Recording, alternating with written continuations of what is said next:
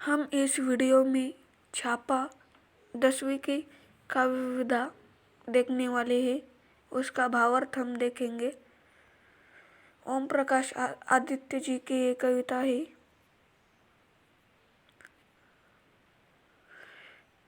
पहले तो हम देखेंगे मेरे घर से उन्हें कैसे दे दूं, यहाँ तक का भावार्थ कविता का देखेंगे।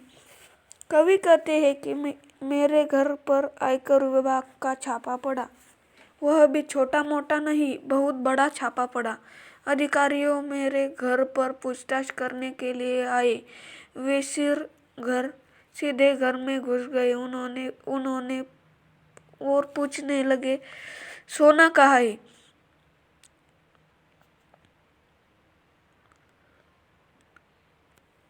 यह प्रश्न पूछते ही कवि उन्हें जवाब देते हैं कि सोना, वह तो मेरे आंखों में है। मैं कई रातों से सोया नहीं हूँ। अधिकारियों को इस पर गुस्सा आता है और वे प्रश्न को और स्पष्ट करते हुए कहते हैं, स्वर्ण दो स्वर्ण। लेखक स्वर्ण को सुवर्ण से जोड़ते हैं और जवाब देते हैं कि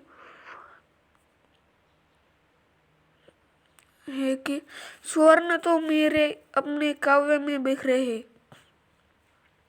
उसे वे उन्हें कैसे सौंप दे। अधिकारी कवि को जवाब सुनकर झुंझलाकर कहते हैं, तुम हमारी बात नहीं समझे। हमें तुम्हारा वह अर्थ नहीं चाहिए जिसे तुम अनधिकृत रूप से अर्जित किया है। कवि अधिकारियों के अर्थ को कविता के अर्थ से जोड़कर मुस्कुराकर जवाब देते हैं, अर्थ मेरी नवी कविताओं में है, आपको मिल सकता है। फिर अधिकारी कवि से छुपाकर रखी गई चांदी निकालने के लिए कहते हैं।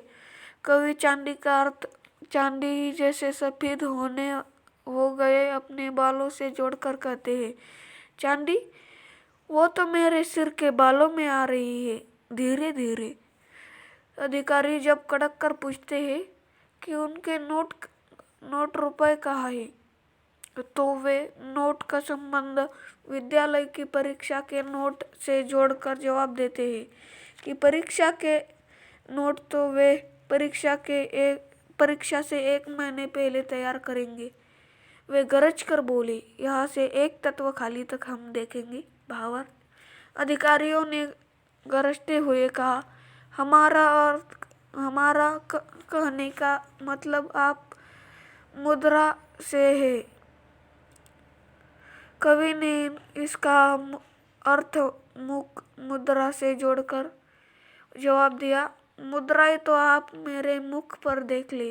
अधिकारी यह उत्तर सुनकर कुछ सोचने लगे। फिर वे उनके सोने के कमरे में घुस गए और उन्हें फटे तकिए की रुई निकालने लगे कि शायद इसमें पैसा छुपा कर रखे हो।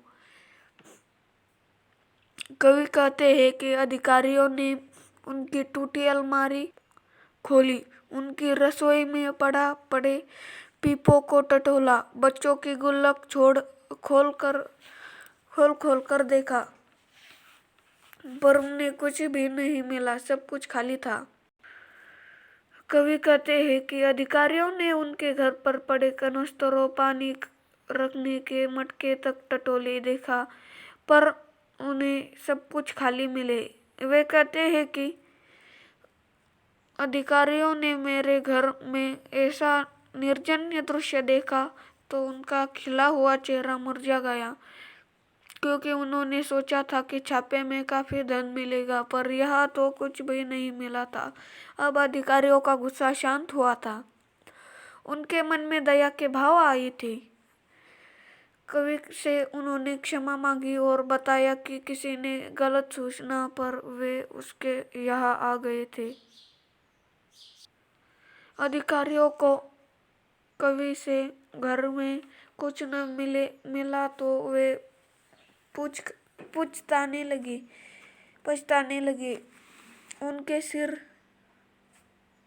उनका सिर शर्म से झुक गया।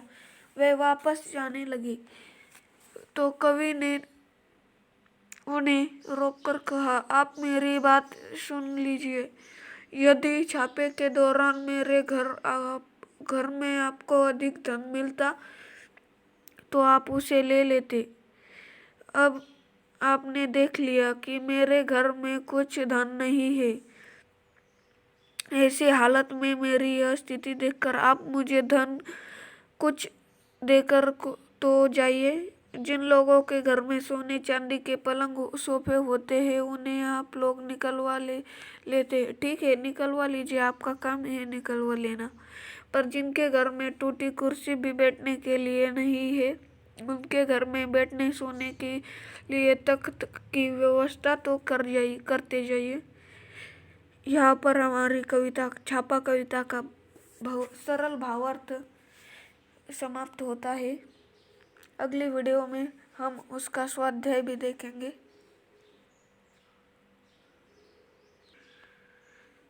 वीडियो को लाइक कीजिए, ज़्यादा से ज़्यादा शेयर कीजिए, कमेंट कीजिए और चैनल को सब्सक्राइब कीजिए। धन्यवाद।